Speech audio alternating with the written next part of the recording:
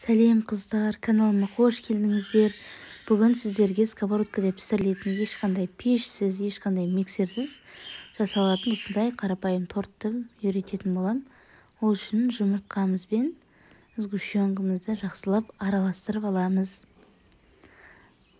Торттың толық рецептісі видеоның астында жазылатын болады, сол жерден қарап жазып алсаңыздар болады. Бұл торт студенттерге және жатақханада тұратын қыздар болса, келіншектер болса, сіздерге как раз ешқандай пеште, миксерде болмаса, осы рецептімен торт жасап жеулеріңізге болады. Өте оңай, құрамы да жеңіл, студенттер үшін қалта көтерерлік құрам. Жасап көруге кеңес беремін. Жақсылап екеуін араластырамыз.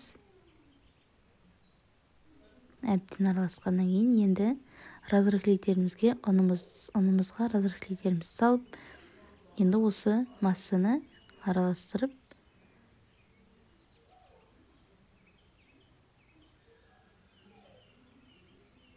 жұмыртқалы массамызға қосатын боламыз.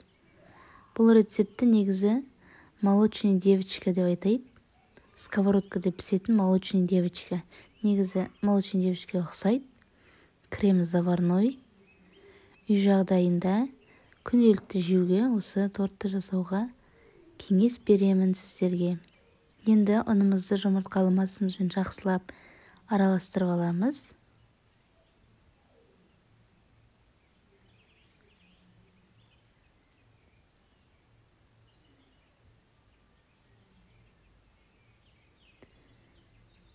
Әбден араласқанша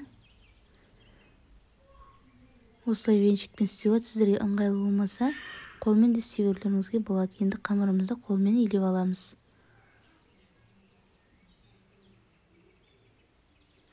Қамырымыз дайын болды. Біздің осындай керемет қамыр шығады.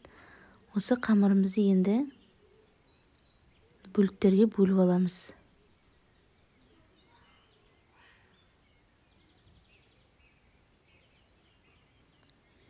Енді осы бөлінген бөліктерімізді весімен өлшеп, бәрінің размерін, салмағын бірдей етіп аламыз.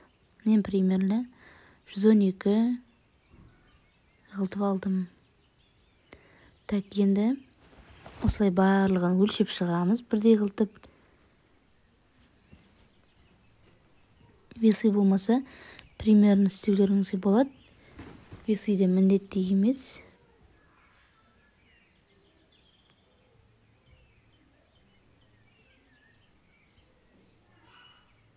Бұл тортты жасап, алдын ала тестісін дайындап, сковородкаға пісіріп алып, жасап, морозкаға салып қоюларыңызға да болады, кремін жақпай. Керек уақыттарыңызды шығарып, крем жағып, пайдалана беруге болады. Рецепті өте оңай. Менің каналыма тіркеліп кетіңіздер. Каналымда қолжетімді рецептілер және де өзімнің мастер-класстан үйренген, сатып алған рецептілермен бөліскен болатынмын. Барлығын осы каналымнан көре аласыздар. Менің каналыма тіркеліп, лайк басып, алдағы уақытта қандай видеолар көргілеріңіз келеді, соны комментарийге жазып кетсеңіздер, міндетті түрде жасауға тырысатын боламын. Енді осылай қолымызбен дөңгелектеп аламыз. Әр коржымызды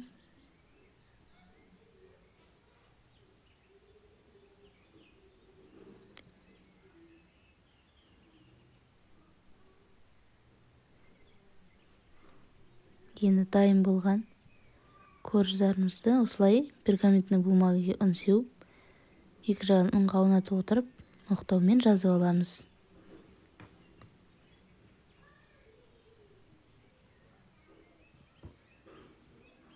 Жұқалығын, қалыңдығын өздеріңіздің қалауларыңызша істей беруге болады. Қалың қылтып істеуге де болады, жұқа қылтып істеуге де болады. Ешқандай іші шикі болып шықпайды. Сковородкада жақсы болып пісіп шығады. Енді осылай оқтаумен барлық корждарымызды жайып аламыз. Енді сковородкамызды осылай отқа қойып, кішкене ішін кептіріп аламыз. Бетіне ұн сеуіп, жаңағы дайын болған корждарымызды салып, қақпағын жауып пісіреміз. Осындай пузырь шыққанда уже ар жағын айналдыру керек деген сөз. көтеріп ар жағын айналдырасыздар. Қарап аласыздар бірінші. Өте күйіп кетпесін. Солай айналдырып, екі жағын айналдырып отырып пісіріп аламыз. Пісіру уақыты өте тез піседі, пештегідей емес. Енді біздің бірінші коржымыз дайын болды. Оны ыдысымызға салып аламыз. Енді осылай менен корждарымызды ретімен пісіре береміз.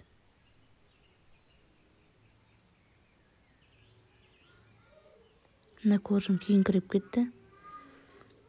Барынша күйдірмеуге тырысыңыздар. Міне корждарымыз дайын болды. Құрамында май болмағандықтан кішкене қатты болып тұрады. Бірақ ештеңе етпейді, ол креммен жібиді. Енді біздер крем дайындаймыз. Крем үшін осындай асты қалың кастрюль керек. Оған сүтімізді құямыз. Шекерімізді саламыз. Бұл заварной крем, қайнатпалы крем. 2 жұмыртқамызды салып, 2 ас қасық ұнымызды салып, кремімізді дайындаймыз. Заварной кремді қайнатқан уақытта мұқият қарап, астын араластырып отырыңыздар. Әйтпесе асты күйіп немесе жабысып қалуы мүмкін. Заварной крем пісірген уақытта ешқашан оттан алысқа кетпеуге кеңес беремін. Мен енді ванилин қосам, ванилин қоспауға да болады. Немесе қосуларыңызға да болады. Мен осы бір пачканың бәрін қосып жібердім.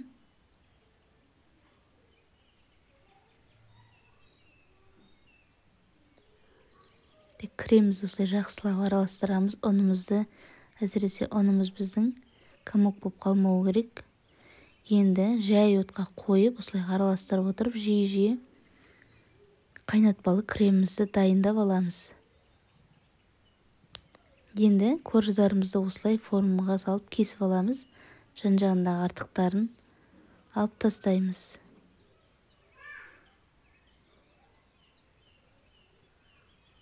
Егер корждың бетін осы шетінде жиектеріндегі істемесеңіздер, бір коржды алып қалуларыңызға болады. Солай бітеуіменен езіп бетіне жағуға.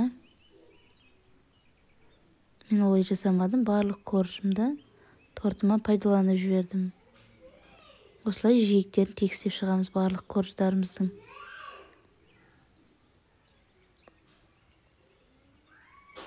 Ішінде кішкентайлаулар бар, оларды кескен жоқпын. Олар формаға салғанда өзі қалпына келеді.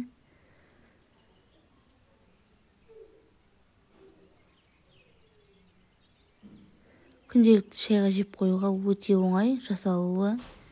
Құрамы да өте жеңіл, әр үйден табылады деп ойлаймын. Бұл құрам жасауға кеңес беремін сіздерге. Міндетті түрде жасап көріңіздер. Енді біздер пропитка жасаймыз корждарымызға. Ол мен сүтімізді ысытып алдым. Сіздер немесе шекерменен судан жасауларыңызға болады. Мен шекер қолданғым келмеді, крем болғандықтан. Енді мен бетіне жылы ып-ыссы сүтті жағып жатырмын. Коржымыздың құрамында май болмағандықтан бетін міндетті түрде сироп жағып шығамыз барлық корждарымызға.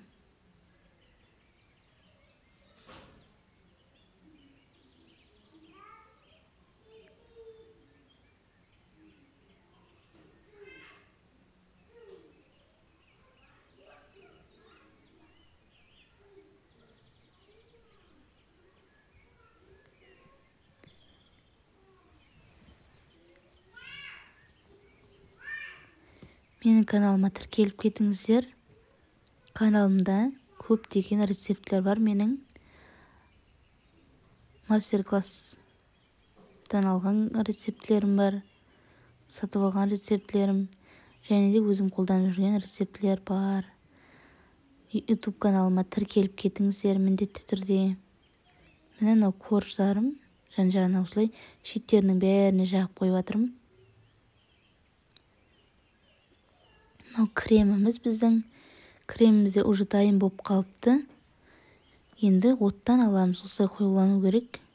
Оттан алып, үстіне 200 грамм сары майымызды салып, жақсылап араластырып аламыз. Сары майымыз үй температурасында тұру керек. Енді корждарымызға кремімізді жағуды бастаймыз.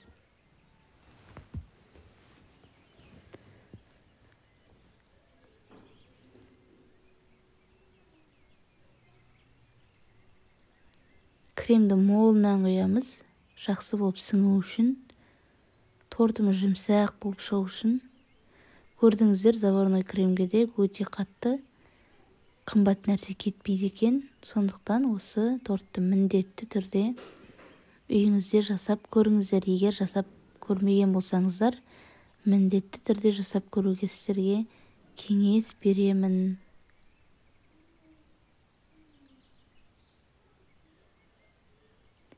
Осылай кремдеріміздің үстіне корждарымыз кезек салып, үстіне кремімізді молынан жағып, тортымызды жинаймыз.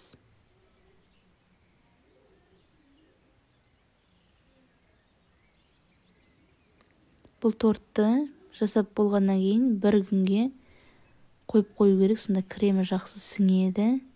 Кремі жақсы сіңіп, тортымыз жұп-жұмсақ болады. Сол күні тілсеңіздер, кремдеріңіз ағып кетеді. Сондықтан бір күн тұру керек. Міне біздің тортымыз дайын болды. Енді бетіне мен медовойдан қалған осындай крошканы сепкелі жатырмын.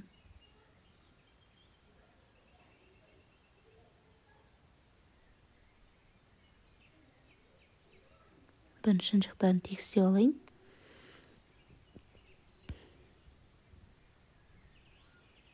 Мен ортасына грецкий орех септім. Бұл әр корж сайында себуге болады, дәмі өте күшті болады. Мен тек ең бетіндегі коржға ғана септім грецкий орехты, уатылған грецкий орех. Сосын жан-жақтарына жаңағы медовой торттың крошкаларын сеуіп шықтым. Тортымыз дайын болды, жасап көріңіздер, ас болсын.